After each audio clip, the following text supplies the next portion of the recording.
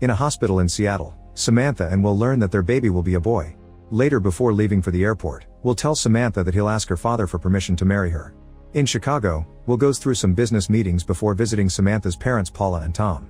They receive him into their home, but the mood is clearly very tense. During dinner, Tom explains that he's heard that Will and Samantha are thinking of getting a place together and asks for assurance that if the couple ever splits up, Will won't claim any money Tom sent to help his daughter. Will tells him he has a good job and they don't need his money, triggering an argument. Paula tries her best to calm the men down to no avail, so in the end she comments that it's getting late to make Will leave before things escalate. The next morning Will is awakened by a video call from Samantha and realizes he's late for his flight. She wants to discuss what happened with her parents, but the call is interrupted by lots of strange noises. Samantha explains that the power has gone out and says something is wrong, even admitting she's scared. The screen starts failing and the call ends. Will tries contacting her again to no avail. On his way to the airport, Will keeps on calling but Samantha never picks up. When he tries to board his plane, he's surprised to discover that all flights have been cancelled. On the news, they talk about huge seismic events off the Southern Californian coast until they lose contact with their LA studio. A report arrives announcing power and telecommunication outages across the western part of the country. Suddenly the screens start failing and power goes out in the airport as well. Will leaves the building and notices people panicking everywhere, so he pays a taxi driver extra money to take him back to the city. On the way, Will tries to keep calling Samantha but there's still nothing. Moments later he returns to Paula's place and has to take the stairs because the elevator isn't working. He tells Samantha's parents about his last talk with her while noticing fighter planes flying above the city. The couple is packing and Tom explains he'll go pick up Samantha while Paula goes to their son's house, so Will agrees to go with him. Once they reach the street, the car gets stuck in terrible traffic as most citizens are trying to get away. GPS and cell services aren't working and people are storming stores to get food and fuel. The duo stops at a supermarket and Tom goes inside for supplies while Will fills up a gas tank. A woman approaches him to flirt and when he turns her down, her friends come to her defense. When they're about to break the car windows, Tom yells at them to stop. He pretends he'll give them some money but when he gets to his car, he takes out a gun and points it at them until they walk away. While the duo drives away, Will complains because Tom didn't tell him he has a gun and Tom reminds him that they didn't lose their things thanks to it. At the highway, the traffic jam is even worse and the army is blocking the way. Tom comes out to talk to the soldiers and explains his situation until they take pity on him and let him pass. Moments later they see that the trains are heading west with lots of army equipment, which makes them more worried about what may be happening. In the evening a police car makes them pull over. Will gets out to speak to the officer but Tom immediately realizes that it's not a real cop and yells at his friend to come back. When the stranger tries to open fire, Tom drives the car in reverse to scare him off and ends up hitting the police vehicle. Then Will quickly gets back in the car and they drive away as the fake cop fails to shoot them. Since the stranger is coming after them in the police car, Tom tells Will to load his gun. Suddenly the fake cop hits their car from behind and Tom has to take a moment to regain control of the wheel. When the guy starts driving next to them, Will fails to shoot him, and Tom has to explain how to load the gun correctly. The cars continue to bump into each other as Will finally opens fire to no avail. Noticing an abandoned car by the road, Tom drives near it and forces the fake cop to crash against it to finally lose him. Moments later some deer appear in the middle of the road and Tom has to make a sudden turn, causing his car to go down the hill and crash against a tree. This allows the fake cop to catch up and he points his gun at Will, asking him to come out. However, Tom surprises him from behind and repeatedly hits him until he passes out. Then he informs Will that he broke his ribs. Afterward the duo gets in the police car and uses it to tow Tom's. The next day they arrive at a trailer park, where all the locals are wary of them. At the repair shop they meet Ricky, who agrees to fix their car. On the radio, reporters explain that all communications are down except for local ham radios and short waves. The government has gone silent and nobody knows what's happening. As cries for help mix with the news report, they notice the birds flying in strange patterns in the sky. When Tom goes to the bathroom, he looks at the big bruise on his body, which hurts quite badly.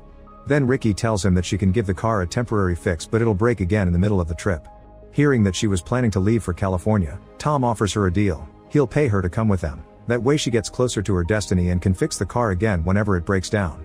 After some hesitation, Ricky agrees by asking for more money. Before leaving they load the car up with Ricky's tools. In the evening they notice that a car is behind them, so they pull over and turn off the lights. After the car passes by, they drive after it by using their taillights as a guide. When Ricky checks her compass, she notices that the needle is spinning wildly. Suddenly another car appears on their side of the road, so Will has to quickly dodge and the new vehicle crashes against the one they've been following, sending them both off the road. Will checks on one of the cars but finds no survivors. Ricky checks the other one and finds a dead woman. Her husband is trying to say something but can't because he's clearly on the verge of death. When Ricky and Will say they should take him to a hospital, Tom refuses, pointing out it's too far and the man will just die mid-trip. Tom and Will get back in the car, but Ricky is still stuck staring at the bodies. Soon another vehicle stops nearby and some creepy looking men come out. A wary Tom starts speeding up to escape, but Will convinces him to pick up Ricky before they leave. As they take off, Tom explains he only picked her up because Will asked him to. Ricky is offended and says she won't fix the car again, so Tom shakes the car to make her hit her face on the front seat. Later, when they stop the car to fill the tank, Ricky and Will watch the clouds behaving rather oddly. Suddenly lightning hits a utility pole and a huge storm begins. Tom has trouble driving because even with the lights it's hard to see, so they decide to wait under a bridge until the rain stops. The next day the trip continues under better weather. When they drive by a radio tower, the car radio picks up the signal. The reporter says there's still no internet, no cell service, and no news from the government. A few miles ahead, the trio finds the road blocked by the locals and their vehicles. The sheriff is wary of them but lets them pass when Will tells him the names of all the people he knows in this town. Afterward, Will stops to visit his friend Meg, who shares that she hasn't heard from her husband since he left for a business trip before the incident. Will uses the chance to take a shower, Ricky does maintenance on the car, and Tom fills up their water bottles. Meg can't stop herself from having a breakdown, thinking her husband will never come back. A sympathetic Will tries his best to comfort her and promises it'll be fine, but he can't stay. Then the trio returns to the road. Some smoke nearby gets their attention and they discover a crashed military plane. Ricky wonders if it was shot down. Sometime later they arrive at a water park and decide to look for supplies. Ricky jumps into a pool hoping to go for a swim, but the water is very hot. After watching a military helicopter fly by, they begin their search. The register is missing all the cash and all the cars had their tires slashed, but at least they can fill the gas cans. Tom struggles to lift them because of his injury and Will has to take over. That night when they drive past an antenna, all their phones begin buzzing. Tom has a voicemail from Samantha telling him she loves him, but the message is full of static and ends before she can say more. When Tom tries to call Paula, it doesn't work. Suddenly they see a line of people walking on the road while coughing. There's smoke in the distance and when they come closer they discover the whole area is on fire. Ricky thinks they should turn back but Will points out this is their only option. As they cross the area, smoke and ash surround the car. Will stops driving when he finds a woman in the middle of the road and she explains she has a flat tire. Ricky and Will want to help her, but some armed men come out of hiding. It turns out they force the woman to act as bait. These guys try to steal their fuel and Will tries to fight one, but the man easily knocks him down with just a few hits. When Tom tries to reach for his own gun, he pulls his broken ribs and falls in overwhelming pain. After forcing Rick to fill their tank, the men steal all the gas cans and take off. The trio gets in their car and Will asks the woman to come with them, but she wants to stay with her unconscious husband. A car chase ensues through the smoke and the robbers open fire, so Will responds by hitting their car with his. Tom keeps on coughing and can barely move, so he gives the gun to Ricky. After a few missed shots, she manages to shoot the men's tires and causes their car to crash.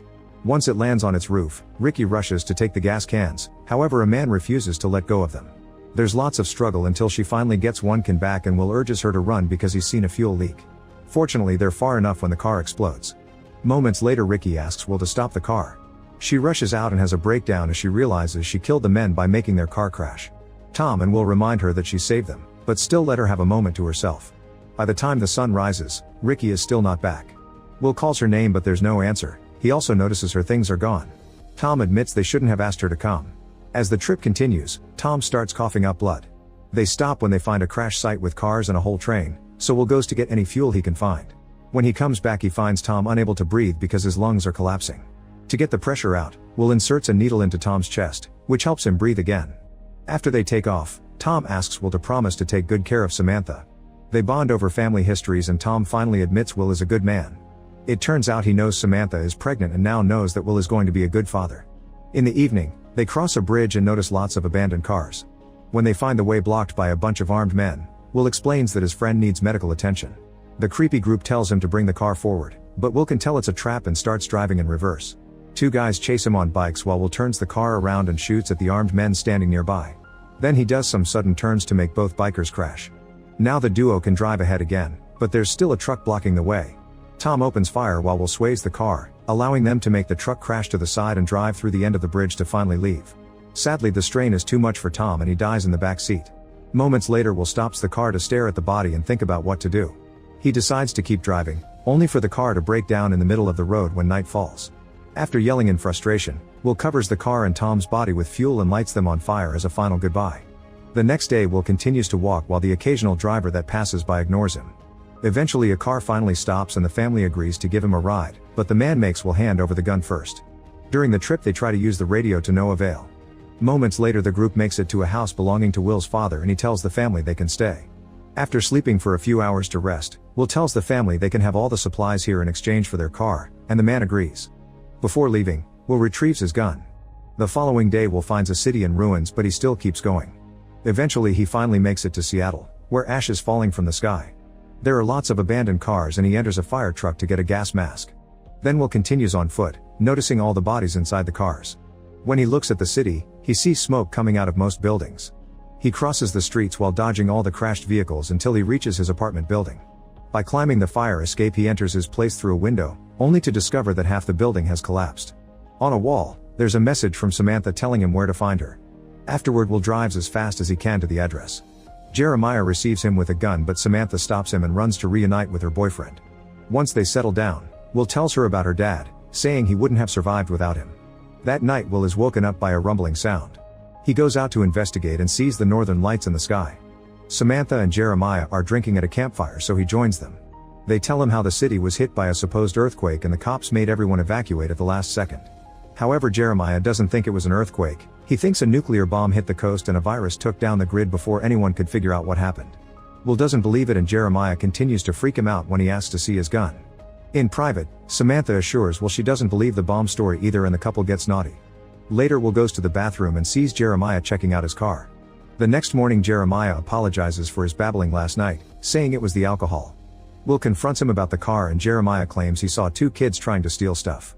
Apparently those kids ran to the woods, so the men go looking for them but only find deer. Then Will tells Jeremiah that he and Samantha are leaving, so he can come along. Jeremiah says that Samantha wants to stay and turns around with his gun ready to shoot, only for Will to shoot him first. There's a huge dark cloud approaching at terrifying speed, so Will runs to get Samantha and they escape in the car. The cloud is storming through the area as the couple speeds through the road, hoping they can survive the chase. Make sure to subscribe and turn on notifications so you can watch more videos like this. Thanks for watching.